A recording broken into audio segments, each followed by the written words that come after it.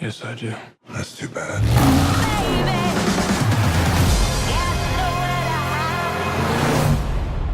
So guys, this week's main review is director Edgar Wright's Baby Driver, starring Ansel Elgort, John Bernthal and Kevin Spacey.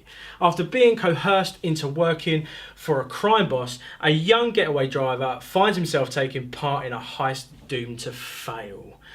Dale, there's a trailer there somewhere. I'm a driver. Oh, like a chauffeur? Anyone I'd know? I hope not. What is your name? Baby. Your name's Baby. B-A-B-Y, baby. It's the one who say listen to the music all the time? Is he mental? Mental meaning slow. Was he slow? No. He had an accident when he was a kid. Still has a hum in the drum. Plays music to drown it out. And that's what makes him the best. Whoa, whoa, whoa, whoa, whoa,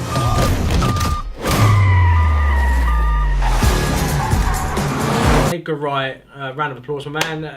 Brilliant. Yeah, absolutely. Oh, nailed Stunning. it. Nailed Everything it. about it was like his camera work, the camera work, not his personal camera Yeah. work, but the camera work. Yeah. Like right at the start, what I noticed was there was that one long shot. Like as he's walking to get the coffee, That was brilliant. it's just one shot. It's brilliant. It's Car chases, insane. Lack of green screen, no insane. green. When he stated at the beginning of the film, because we watched this as a preview, he basically said there was no green screen. So whether it's true or not is a different story. But round of applause. Everything was just, every mechanic in this film was so down to earth that you were kind of just like, oh, Yeah. I've been waiting for a film like this summer. When we get to the end, summer. when we get to the end, there's a very important thing that he did that I think was amazing. He did really well in it. Well, when we get to, we'll get to the end. It's a spoiler alert. It when we get is. to the end, but you know. So car chasing, Yeah. absolutely amazing. The only disappointment was there was a lack of, but when they were car chases, I mean, it starts off so high octane. It is like when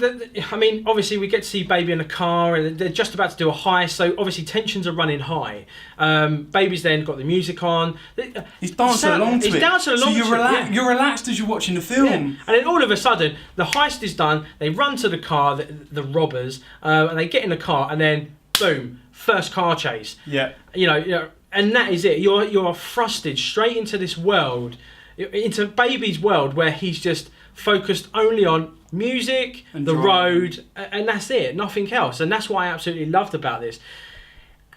And yet again, we say this on the Weekend Buzz: simplicity. Yeah. There was no complicated. There was no take a corner here, take a left there. Like Yeah. no, like there was it nothing. didn't need to be overcomplicated. The story was very simple, very It was. straight to the point. It was To all the about a kid that got into the wrong line of work, Yeah. wanted to get out, and then right at the last minute he got pulled straight back into it, and that's where you kind of judge that it all goes to hell. It doesn't, and it's not exactly, and like you just said, it's that simple. You don't need to be like, well, it was a guy who's got this problem, he's got that problem, da da da. Yeah. He's got tinnitus, so to drown the tinnitus out, he puts music in, and that helps him. Yeah, that's fine. That didn't need a lot of It didn't even need explaining. to explain. It didn't even You got need it- no more than that. You got it from the trailer. It was so good. The soundtrack that went with it, Yeah. I thought was just as good as Guardians of the Galaxy. See, I had the issue with that. Go I ahead. can't agree with that, because with Guardians of the Galaxy, as soon as it happened, I wanted to search it up and listen to it, and it was a lot more jolly. Oh, okay. But there were jolly tracks in it. What I would like to do, or what I would like to hear, Yeah. or be released, is like 10 of the tracks that Baby makes. Ooh. So Baby, as Yeah. part of his therapy or the way that he works, he records little bits of the meeting. Which obviously at the end of the film it comes and bites him back in the arse. But he records little bits of the meeting and he remixes it and makes his own mixtapes. And they actually, like, one scene is basically him making one of these tracks, and the way he makes it, and you kind of think to yourself, it gave everyone in the cinema had a little chuckle at the end. Yeah. But when you kind of see it, you were kind of just like, this is him. This is his release. Yeah, but it wasn't Like- as if he was in like a sound recording studio, No, like he next to weren't. P Diddy, like help me out. He was doing it with all outdated bits of equipment, and it just looked really, really good and authentic. And he had like It was 80 brilliant. different iPods, It all was. with different tracks on it. And to be quite fair, like, you know, the cast around, you know, Ansel Elgort, you know, who plays Baby, John Bernthal, had the most simplistic part in this. The first, spoiler alert, first heist. And to be quite fair to you, we kind of were speaking about it at the beginning before we recorded, and it was so simple the way that Edgar introduced him, and then he done what he'd done with it. He basically gave John Bernthal a line, a simple line. Yeah. That some might have seen it as throwaway, but if you actually listen to it, it explains later. So Kevin Spacey's character is the leader of this whole thing. He's the doctor, they call him, don't they? He's the one that has enticed Baby into being the driver for all these getaways, and he never does the same heist with the same crew twice. So towards the end of the film, 2 parts of the crews that you've seen Baby work with come together. And instead of you got questioning what's happened to this part of the crew, what's happened to that part of the crew, John Bernthal's character quickly says, as he leaves the elevator after the first heist, if you don't see me again, I'm dead. It means I'm dead. And that straight away stops you thinking, oh, where is he? Why is he doing this? Why is he not here? Am I going to see him back? Because you don't see him, Edgar Wright with that one line has made you go, oh, cool, I haven't got to worry about where he is. I know, I kind of get that he's dead. And no complications. No. Simplicity. And that's what I loved about it. And this film is what I've been waiting for all summer, where I can sit down, enjoy popcorn, sitting there, enjoying a film, enjoying everything that's going on that screen, and not then thinking to myself, oh God, green screen that, green screen this. Over exaggerated. So good. And to be quite fair, like I said, Kevin Spacey, absolutely brilliant as the Doctor. His part is it's okay. It's needed. But to be quite fair with you, it wasn't too much, and that's what I liked about it. It was the right amount. He wasn't like a. So for those of you who got to explain it, he wasn't the meticulous gang leader. He wasn't like, oh baby, now we're even. Yeah. It doesn't mean you can leave. I'm still going to metal you in. Like, he actually has a soft heart when it comes to the end of it. Because he's been with Baby for so long, he's kind of grown up and seen him as his own protege and stuff like that. And I loved his nephew as well. His nephew's brilliant. And we're not going to give that away because, to be quite fair, it's absolutely brilliant. And then there's another moment which we'll say about, which I thought was absolutely brilliant, when, the Doctor and Baby are talking and he says something, and then you kind of think to yourself, and everyone just laughed because they knew. They absolutely knew. So go and watch it, guys, and you'll see what I mean. When you get to that point, you'll just laugh your head off. All right, there were a couple of bits that deterred me at the start. Towards the end. So first of all, when he's going to pick up the coffee, I know it's a really nice long one shot, but he starts dancing and all that, and it's really jiggy and light-hearted. And I'm like, please don't be like a La La Land or anything like that. Like, I knew there was going to be music at every scene. Now, what was really clever about the music is when Baby had both his earbuds in, the music was higher. When he took one earbud out, you only had half the sound. And when there was no sound, there was always a little bit of sound going towards the end because there was always music on, which is really, really nice. I just didn't want them to get locked into this whole La La Land, we have to dance every time music comes on, which was nice because they didn't. At the start, I was like, but they did have, and then with some things, when the guns come out, the guns did fire at the beat. The guns fires at the beat, which was very, very clever, and I really enjoyed that. I enjoyed that. It made you feel like, not that you were there, but it made you understand why that specific track was being used. And you're kind of like, I get it now, it goes with it, and you understand why Baby has to... This is why I said that, to me, the soundtrack was on par with Guardians of the Galaxy. Because I went back today on Spotify, and there was a couple of guys that have made playlists and the actual tracks. And when I listened back to them, I was like, wicked. It was like, it took me back to the film. And the same as the Guardians. I think that's why there's two... I think it's wicked. Like, the two different parts of it. Because it's so in sync with the film, when you listen back to the Baby soundtrack, you get transported back to the film. Whereas with the Guardians one, you listen to it, you enjoy it, and you get little snippets. It doesn't marry up. And that's what I mean. To me, this is what simple films and good, well-written films can bring to the table. And... Let's talk about Baby. This is... I've not seen this guy before. No, it's one of his first roles. Ansel Elgort. And to be quite fair, I thought he was absolutely brilliant. And, fair play. He's going to go on, I think, and he's going to do some other bits and bobs that we're going to enjoy. It's his first main role, right? Taking it by storm and... the role was made for him. Absolutely made for him. As the story progressed and the story grew, you absolutely just grew with them. But this is Edgar Wright. This is what he does. He gives you an ordinary person and he puts him in an extraordinary circumstance or situation, and he just makes you, endeared to them and go on this fantastic journey. And he done everything right. In my eyes, he done everything right. I think the best thing that Edgar Wright did was he didn't glorify what Baby had done. No, so this was wicked. Is very, very important. Now, obviously, towards the end of the film, there's two routes that you could have taken. You know, baby, it's all a dark, deep thing, like baby's life ended, all this, blah, blah, blah, blah. Yeah. Or there's the happy ending where he gets away with the girl and it's like all this. But you've got to remember in the film, baby's actually a criminal. Not that he's done it by choice, but he's actually a criminal. He's had to kill people to get where he is. Like, he doesn't like it, but he's had to do it to survive and stuff like this. And what Edgar Wright did really, really cleverly is he gave you both. He gave you the, I'm not glorifying what he's did. What he's done is bad. He needs to be punished. He needs to be... right, retrospective action needs to be taken. Yeah, exactly. But it's not his fault for what he's done. He's a good-hearted person. So I'll also give you the happy ending at the end. So we don't want to spoil it too much for you guys, but there is a nice ending that wraps it up for it, and it kind of justifies the movie and it sets the tone for the movie, which is very. And to be very quite fair, nice. I can see people asking for a sequel, like they do with all of Edgar's films, and then they all go no.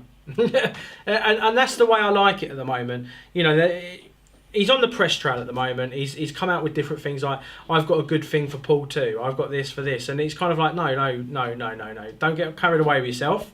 The original writing works. The way you bring the story to the screen I don't think it works. needs a second one. It's just like Scott Pilgrim. I don't think it needs a But second that's what I'm trying to say. Like, everything that you're doing with your film career is absolutely brilliant. I'm loving it. I'm in love with it. Just carry on the way it is.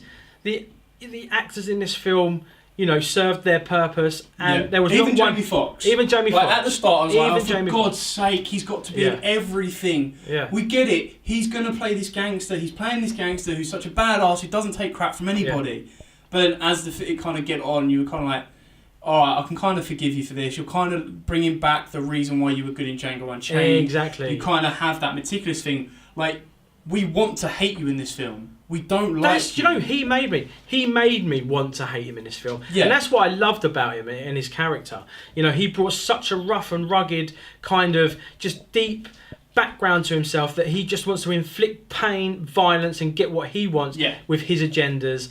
And that was it. And that's what Jamie Foxx was all about. And that's what I loved about it. Every actor had their purpose. Yeah. There wasn't one actor on that screen that you were kind of like, why was he there? Yeah. Every actor you were just like, brilliant. Well, I suppose it was probably one, but no, I'm joking. No, I think Darlene even played a really good role Yeah. to catalyst to the end of the film. Yeah. But yeah, I think performances outstanding. I think directorial work outstanding, soundtrack outstanding, writing, brilliant. Just the whole 9 yards of this film. Everything. I cannot this will be the best money you spent on a cinema ticket ever. It's one of the greatest. And I'm going to say it. I'm going to use it. It's your best film of the year. No, it's the best. It's the best film I've seen this summer. Not this year. Okay. This summer. Well, that's good because next week I'm going to ask you your top 3 for this half year so far. Yeah, so we've got half a year, so we're well within our half a year. Birthday's coming up soon, down as well. So basically, you know, this is what I'm saying. Yeah. For the summer blockbusters that have been shown to us so far, this one has been my John Wick 2. Under the radar, absolutely astounding. Boom, in my face, I've enjoyed it. Boom. So on that note, I think it's time to wrap it up. We score it, and I'm going to go with you first because I've done the first. Okay, I'm going to give it a solid 8. I can't justify going higher yet because I haven't had a chance to rewatch it or watch it again or anything like that. Like I said in the review, there were parts that deterred me, and there was a couple of parts where I was like, you spend a little bit too long on this, move on a bit. But like you said, I think the simplicity was kept to the point. He moved as fast as he could to keep you entertained and keep you on your toes. The car chasing, for them all to be practical effects, was outstanding. Like, the drivers behind them wheels, such a good job. Yeah. And like you said, every actor played a part. There was not one part that you went, you're pointless. Why are you here? Oh, you're just a name for the screen. No, you did your part well. And to be quite fair to Dale, I'm on the same thing. So an 8 out of 10. Like I said, it's my film of the summer so far. Yeah. So like Dale said, he's going to ask me what my film of the year is so far. I'll do mine. In a few weeks, top 3 of the year so far. We'll go there. But you know, like Dale said, every person had their role. The story was so simple, it worked. Edgar Wright nailed it. Yeah. That's all I can say. And it was brilliant. I loved it. So here on the weekend buzz, guys, Baby Driver gets an 8 out of 10. Bing, bang, bosh, boom. Boom. Right. So now, giveaway time. The part that everyone really You love really all wants. this stuff. Right. Last week's giveaway was for a Donnie Yen signed pot from MCM London Comic Con. The question was very, very simple. Yep. and it was, what is the name of Tom Cruise's character in Top Gun? Very, very simple. I even gave you a clip, and if you didn't get this right, shame on you. And to be quite fair, I gave that little clue, didn't I, saying you've got to be a Maverick. But that was only his nickname. So, the answer was Pete Maverick Mitchell. Now, if you said Maverick, that's completely fine. We accept it's fine. that as well. It's a name. It's a character. The full name was Pete Maverick Mitchell, and the winner of the signed Donnie Yen part was We Are Santa Fe. Oh, We Are Santa Fe. You have won that signed Donnie Yen pop. We will be in touch with you. We will send that to you, and we want a picture of you with that pop on our Facebook page, please, my man or woman, whoever you are. So yeah, thank you very much. We'll be in touch very soon. Now, Dale, you're going to hand me something for this week. And this week's giveaway again. Thanks to Limited Edition Comics, we was able to get this signed at MCM London Comic Con. If you are a fan of the Netflix series or Archie comics of Rivendell, come on down. So it's not just a standard Rivendell TP with a couple of issues in. It's also been signed by Archie himself on the front cover. Bring it close to the camera, Tony. Can you see that, mate? Look at that. Signed by KJ Appa himself. So guys, if you, to be quite fair, this is absolutely awesome. So it is basically the Road to Riverdale, so it's the lead up to the main series, which is now out there. I don't know what platform it's on. I have watched it though. So to be quite fair to you, if you want this signed by KJ Appa, I suggest you really, really get on board with what Dale is going to tell you next. Dale, question. Would you like question and answer? this is going to be very, very simple. And I'm not even going to give you a clue for this one, because if you get any of this wrong, shame on you, because you've already talked about one. Yeah.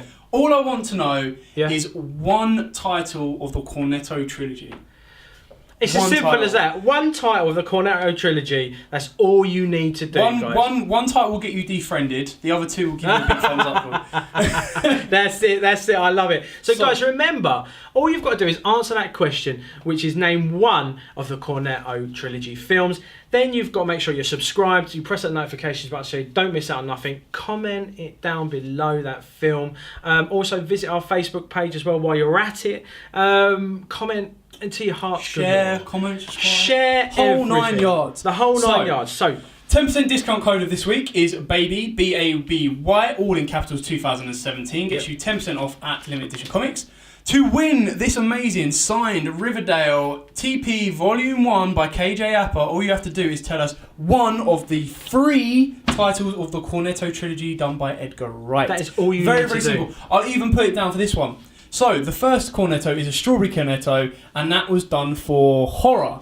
The second Cornetto was a blue Cornetto, and that was done for action. The third Cornetto was a green Cornetto, and that was done for sci-fi. If you get any of these wrong, my dear God, why are you watching a movie podcast? And you know someone's going to put it on. And guys, don't give up on commenting the way you are, because we love reading every single comment you put on there, whether it's extravagant or even just a 2-worded syllable or whatever you want to call it. Pete Maverick. Yeah. So that's Fuzz. Yeah. Shaun of the Dead. Maybe, you know, if we or put any of them, the World's End. But, you know, but yeah, so exactly. But at the end of the day, guys, keep it coming the way it's going, and we will see you all next week. Remember to like, subscribe, press that notifications bell so you don't miss out on anything. Remember, all the videos from London Comic Con are in the thing, including KJ Appa's interview. So go and check them out, please, guys. They're going like a storm as well. Dale, have you got anything to add before we leave? So next week's rewind will be, because we haven't, you don't even know what we're watching next week.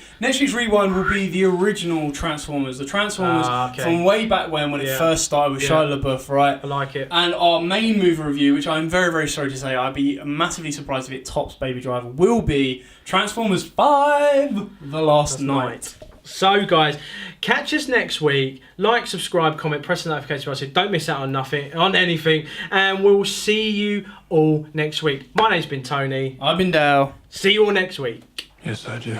That's too bad.